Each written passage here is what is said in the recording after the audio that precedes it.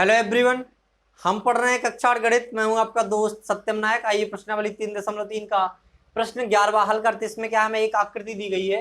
आकृति में, इस वाली आकृति में क्या है, ABCD एक समलंब चतुर्भुज। हमें कैसे पता? क्योंकि भुजाओं का कोई एक युग्म इसमें समांतर है, बाकी दो भुजाएं जो होती हैं वो समांतर नहीं है। तो यहाँ पर क्या लिखा, आकृति में, इस आकृति में M कोण C ज्ञात कीजिए। मतलब जो कोण C का मान है वो आपको ज्ञात करना है, इस वाले कोण C का। तो यहां पर और क्या दिया, ज्ञात कीजिए यदि AB समानांतर DC।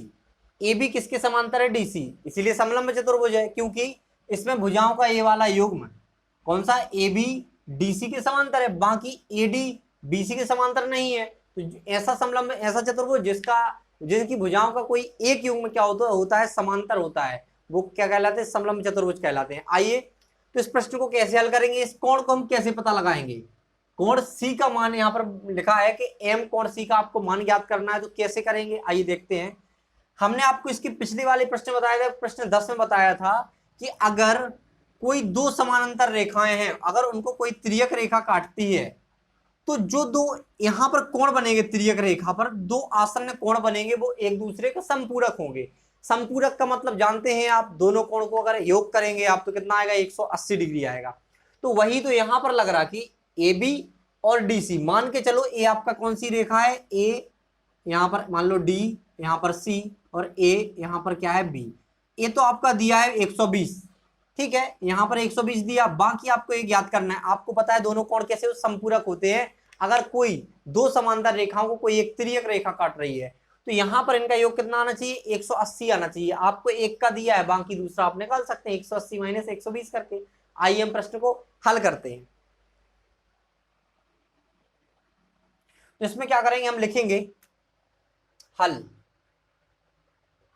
क्या लिखेंगे इसमें, यहां पर हम लिखेंगे कोण B कोण C कैसे हैं, समपूरक कोण है। तो यहां पर लिखेंगे कोण B तथा कोण C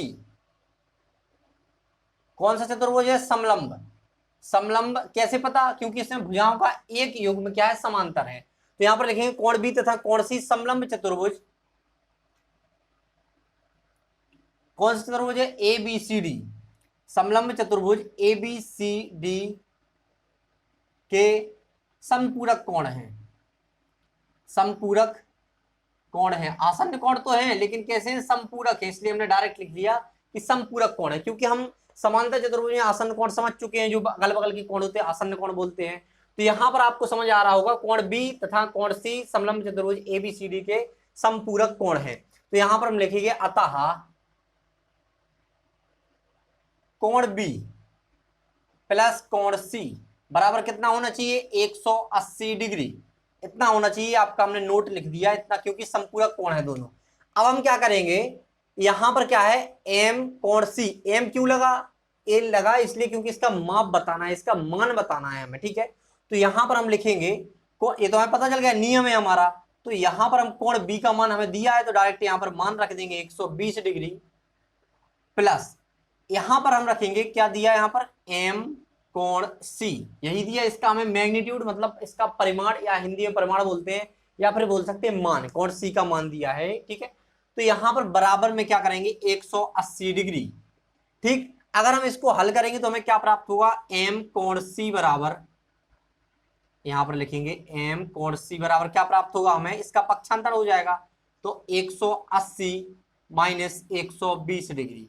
तो यहां पर M कोण C का मान क्या मिलके आएगा हमें, 60 डिग्री।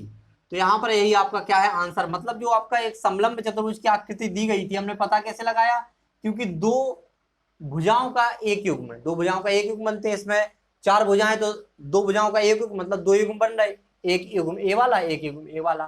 तो समलंब चतुर्भुज भुजाओं का एक युग्म क्या हो रहता है, समांतर रहता है, इसलिए हमने बता दिया समलंब चतुर्भुज है। तो यहां पर आपको M कोण C का मान पता चलेगा, कोण C का मान क्या है आपका, 60 डिग्री। इस तरह आप प्रश्न को हल कर सकते हैं, यही हमें ज्ञात करना था। तो आशा करते हैं आपको प्रश्न का हल समझ में आया होगा। इसी के साथ हम आपसे विदा लेते हैं, मिलते हैं अगली वीडियो में अगले प्रश्न के साथ। Thanks for watching.